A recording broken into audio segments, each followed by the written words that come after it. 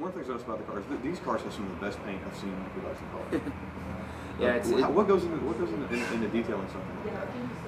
Well, in the short wheelbase cars specifically, the detailing can be somewhat time consuming. The bright work that you see on the car is actually raw aluminum, so it's not an anodized or clear coated product. So you actually have to polish it. Yeah, you would have to polish it or keep up on it. You got to watch the acids and the finger oils and things like that. But that's how it was back in the day. Yeah. So that's and that's part of it. But when it's clean, it looks fantastic. The Aileron, we actually went to some of the bright work because we knew the car was going to be a little bit more usable. We actually went to a polished stainless steel on the bright work, which makes it a little bit more daily. It doesn't get that black oxidization. A little bit more durable. Maybe it takes away from some of it, but I think it still looks fantastic. If your goal with the Aileron is to make the car a little bit more accessible, then that fits right enough with that. Yeah, it would be great.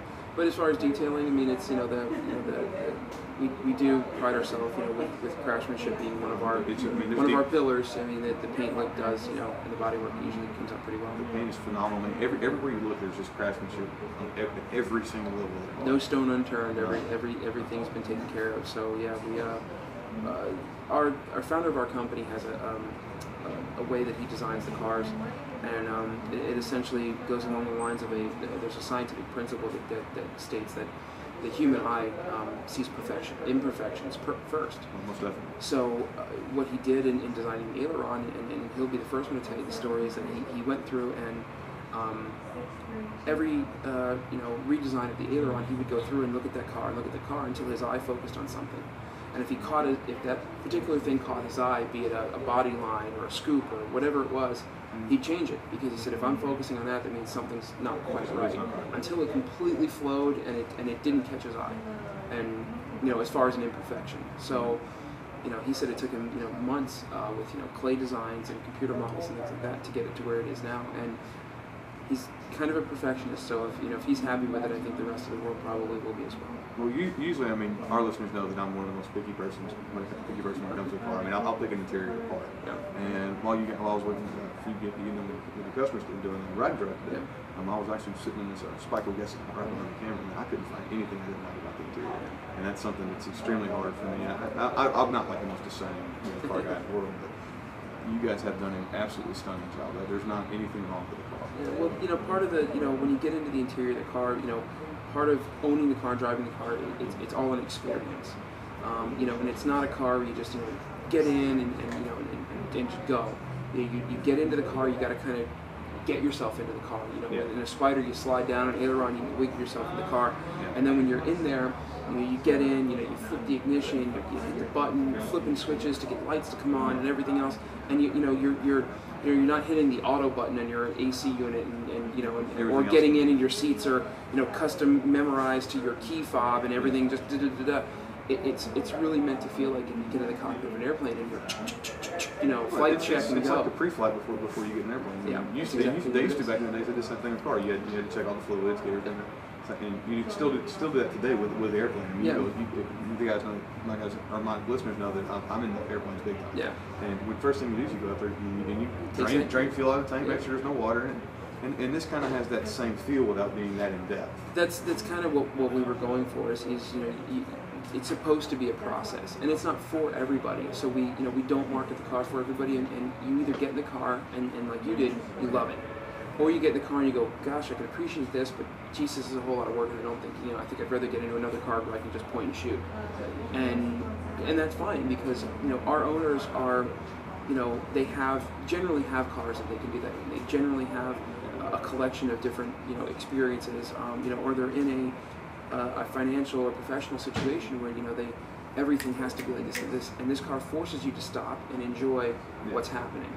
And, it's a personality trait and a brand that you don't have in the automotive industry right now. So that's all part of it. Yeah. And this car, like I said, this is a very niche car. Mm-hmm. I mean, this is a car for a driver. Yeah. You have to love cars to be able to justify the purchase of Spyker. But like you said, it's not point and shoot. Yeah. It's not an easy car to get into. Yeah. Because you've got the high kick panel. that you got to step over. Yeah, it's where the fuel tanks are saddle side underneath the car. Okay. So and you know, for stability and you know, weight distribution and things like that. So that's part of what you're stepping into. Kind of like the feeling of like a Lotus Elise. Yeah, you kind of step into it, and the car just kind of wraps around you. Like I said, you got all the switches and stuff you got to go through to turn on the car, and not everybody wants that. But for guys like me that are absolutely in love with cars, it's part of the whole experience. It's not just I've got a cool car. Sure. It's I take my car, I go drive, you know, this road, and it's absolutely a wonderful experience. You know, right time of day.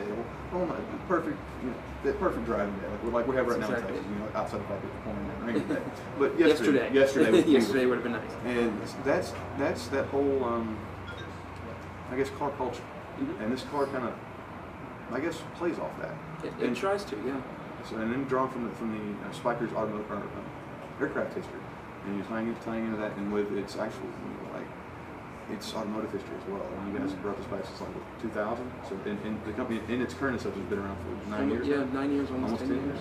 And that's actually saying something. You guys are kind of the new guy into the exotic market. We are very much hard. I know it's really hard to come in and stay. Well, I'll give you an example. You know, to right along those lines is if you do your research, the last company at this segment, you know, the high-end exotics, to come in and successfully stay for any length of time was Lamborghini in the late 60s.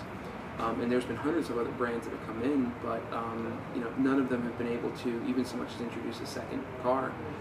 So when we deliver the first Aileron to a customer in Europe or US or whoever it ends up being, you know, that will put us, that'll kind of reset that clock and put us in a part of automotive history that, you know, nobody's been able to break into and cross that line since Lamborghini did in the 60s. I guess that's what, 50 years now? I mean, it's pretty, yeah, about 40, 50 years. And Lamborghini, even at that point, they still had Chrysler's help for distribution. And we're an independent company. You know, we're publicly traded in the Amsterdam Stock Exchange. And you know, we have dealers, you know, like Expo Motors here at Spyker of Houston. You know, we have 18 dealers throughout the country, and you know, we're doing it all on our own.